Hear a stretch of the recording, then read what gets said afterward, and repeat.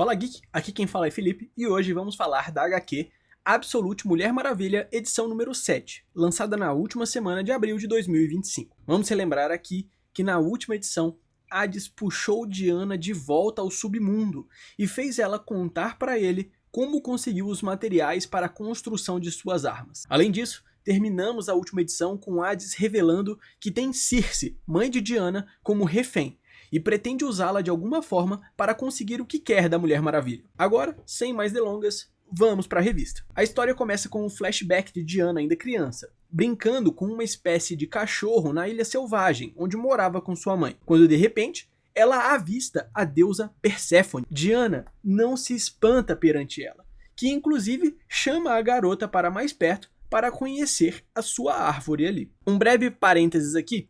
Na mitologia grega, Perséfone é conhecida como deusa da vegetação, então, de certa forma, deusa da vida, e rainha do mundo subterrâneo, sendo assim a esposa de Hades. Na próxima página, vemos que as duas começam a dialogar. Diana pergunta se aquilo realmente era uma árvore, e Perséfone responde que é sim, que ela está pequena agora, mas que um dia ela será grande e forte, assim como a própria garota. Além disso, Perséfone também fala que anda pelo submundo, porque a vida a segue por onde vai, mas que no submundo a vida acaba morrendo instantaneamente. Só que algumas vezes, poucas vezes, a vida permanece. Depois disso, pede para que Diana mostre para ela o restante de sua ilha. E Diana fala que vai fazer isso e que sua mãe vai adorar, porque ela sempre precisa de mais plantas. No último quadro da página, Perséfone fala sobre a história de como se tornou a rainha do submundo. E fala que a história envolve sequestro e algumas sementes de romã. Rapidamente, a história de Perséfone pode ser resumida assim. Certo dia, a deusa foi sequestrada por Hades, enquanto colhia flores em um campo. Isso porque o deus do submundo disse que se apaixonou por ela. A mãe de Perséfone, Deméter, deusa da agricultura e colheita, desesperada pelo sumiço da filha, parou de cuidar da terra, o que causou um grande inverno e fome. Zeus então interveio para resolver o problema, enviando Hermes para negociar com Hades. O deus do submundo aceitou libertá-la, mas antes deu a Perséfone algumas sementes de romã para comer. Ela só não sabia que quem comesse algo no submundo era obrigado a voltar para lá. Por ter comido alguns grãos, Perséfone foi condenada a passar parte do ano no submundo com Hades e parte na terra com sua mãe. Essa seria a explicação da mitologia para as estações do ano. Quando Perséfone está com Hades, Deméter sente tristeza e a terra se torna fria e infértil. Já quando Perséfone retorna, Deméter se alegra e permite que a natureza floresça. Na próxima página, voltamos para o presente e vemos uma arena. Nessa arena, temos ao fundo Perséfone e Hades. E na frente, uma luta acontecendo entre uma quimera e a Mulher Maravilha. Hades fala que estava considerando não permitir magia nessa batalha e pergunta para Perséfone o que ela acha. A deusa então responde que é melhor permitir a magia, porque ver a criatura de Hades ser destruída pela Amazona com apenas um braço ia ser muito humilhante. Aqui vemos que Perséfone ainda se afeiçoa com a Amazona, enquanto Hades só quer ver ela se ferrar mesmo. Passamos então para um novo flashback, onde vemos Circe apelar para Hécate, dizendo que já fez todas as oferendas e rezas possíveis e que não ouviu nada vindo da deusa. Ela precisa de informações sobre o futuro de Diana, e que só ela tem. Por isso ela exige uma conversa com a deusa da magia e bruxaria. Depois de sua súplica, a deusa aparece, mas ainda manda Circe ser rápida, dizendo que não tem muito tempo.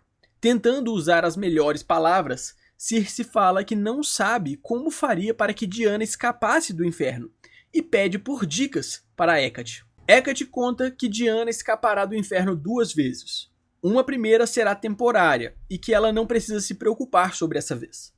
A segunda seria mais permanente, e quando fala isso, ela hesita. Circe questiona o que foi, e a deusa termina dizendo que não pode falar muito, mas que um caminho foi traçado. Ela diz que há muito tempo atrás ela plantou uma história para Hades, e que essa história deu origem a um jogo que Hades adora. Por fim, ela apenas diz, o caminho foi traçado, e vai embora. Mas ela deixa um livro com a história, A Mulher ou o Tigre. Voltamos para o presente e vemos a quimera queimar Diana. Ela sofre com o fogo a atingindo, e nesse momento Hades fala para Perséfone que ela estava enchendo demais a bola da Amazona, e então a deusa responde: veremos. Hades ainda não termina. Para bancar o arrombado, ele pergunta para Circe o que ela estava achando da luta. E nesse momento, Circe está aprisionada e calada ao lado do trono. Nos últimos quadros da página, vemos a Quimera rasgar o corpo de Diana com suas garras e os olhos marejados de Circe enquanto assiste a tudo isso. Já na próxima página, voltamos ao passado, no momento em que Circe está prestes a ler a história que recebeu de Hécate para Diana. Ela comenta que a história se chama A Mulher ou o Tigre, e começa: era uma vez, há muito tempo atrás, uma princesa linda.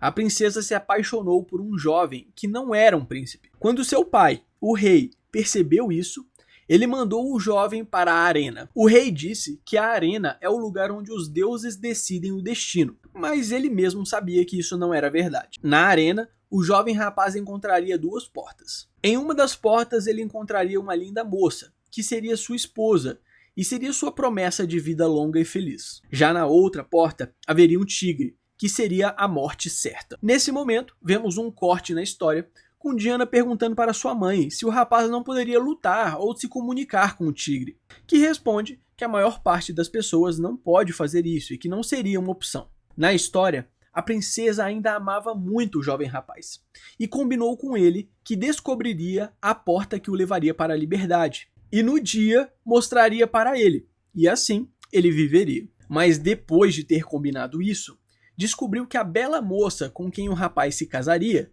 seria uma velha conhecida que ela tinha profundo ciúme, porque foi alguém que o rapaz já tinha amado uma vez e por isso tinha profundo ódio da moça. Uma escolha que antes era dolorosa, mas relativamente fácil de se escolher, tornou-se o pior tipo de punição para ela. Mandar o amor de sua vida para ser feliz com outro alguém, enquanto ela permanecia presa e só, ela não conseguiria imaginar destino mais doloroso. Na manhã seguinte, já na arena, o jovem rapaz se pôs diante de todos, incluindo ali a princesa, que com um gesto muito sutil, indicou uma das portas para o rapaz, que seguiu a sua indicação fielmente. Fim. Nisso, Diana já fica indignada, porque a história termina sem realmente dizer o que aconteceu com o rapaz. E a mãe dela diz que a história era para ser assim, para fazê-la pensar. Circe comenta que podem ler a história novamente outro dia, e Diana diz que a história é horrível e que ela não quer isso. Voltamos ao presente, e agora Diana está amassando a Quimera. Vemos ela dando um soco cabuloso na criatura. Perséfone pergunta para Hades qual seria o objetivo da luta, e Hades comenta que ele gosta de ver uma boa luta e que é animador, porque em algumas lutas as pessoas até perdem membros. Diana dá mais um belo chute na criatura, arremessando-a longe, e vemos a continuação da conversa entre Perséfone e Hades, falando sobre a atração principal da noite e como essa luta poderia estar atrapalhando tal atração. Vemos então a continuação do flashback anterior. Diana ainda segue brava com o final da história. Circe repete algumas das falas da história e Diana continua dizendo que ainda não entendeu.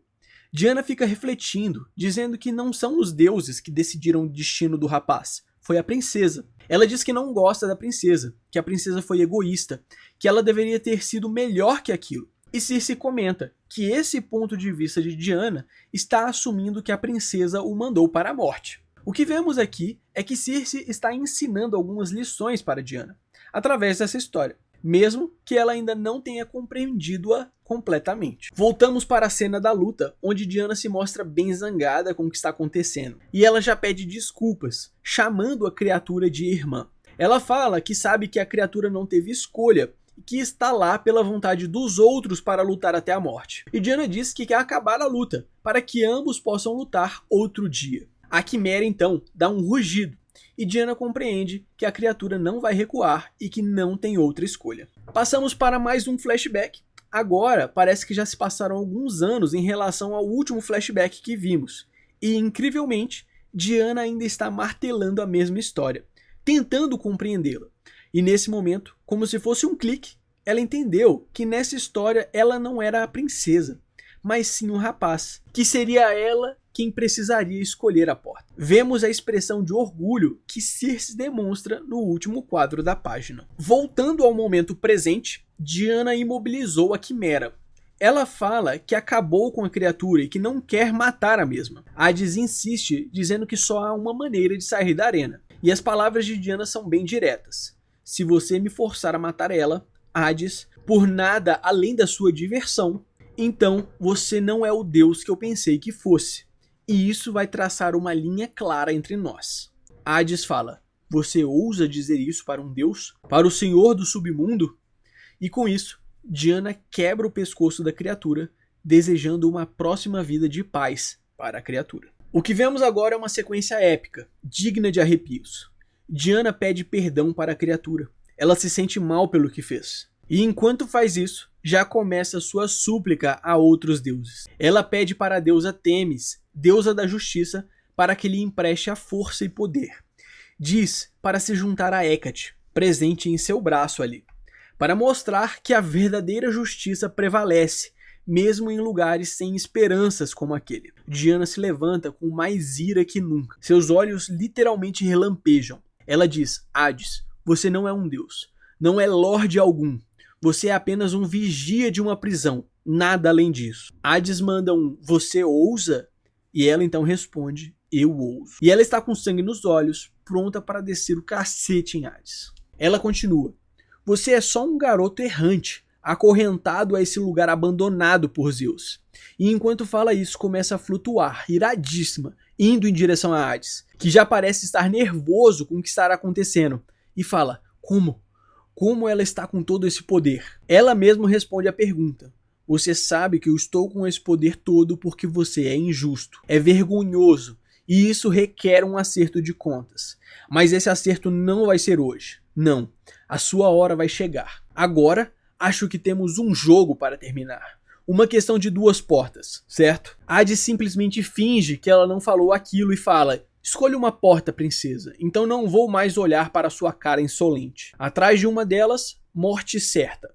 Na outra, liberdade. Mas antes que vá, sua mãe deve saber que se você escolher a porta para a sua liberdade, você nunca mais poderá retornar para ela. Você será barrada do submundo para sempre, até a sua morte. Circe perderá sua filha para sempre. Sua ilha selvagem será assim como era antes de Diana ter chegado. Faça a sua escolha, princesa. E nesse momento, vemos que Circe, chorando, faz um leve gesto para um dos lados, assim como a princesa da história. Sem hesitar, Diana vai até a porta do lado que foi indicado para ela, e então agradece sua mãe por ter confiado nela, por ter ensinado ela. Apesar de ter ganhado a sua liberdade, Diana volta para onde Hades, Perséfone e Circe estão. Nesse momento, Hades fala, o que é isso? Eu gaguejei? Você ganhou sua liberdade e não deve retornar. E é nesse momento que Diana revela algo insano. Perséfone deu para ela uma das sementes de romã de Hades, fazendo com que aquela mesma condição da sua história se aplicasse também à Mulher Maravilha. Hades vira para Perséfone e fala, o que você fez? Perséfone então revela que realmente deu uma das sementes de romã para ela, e que cada semente comida garante um mês no ano de presença no submundo.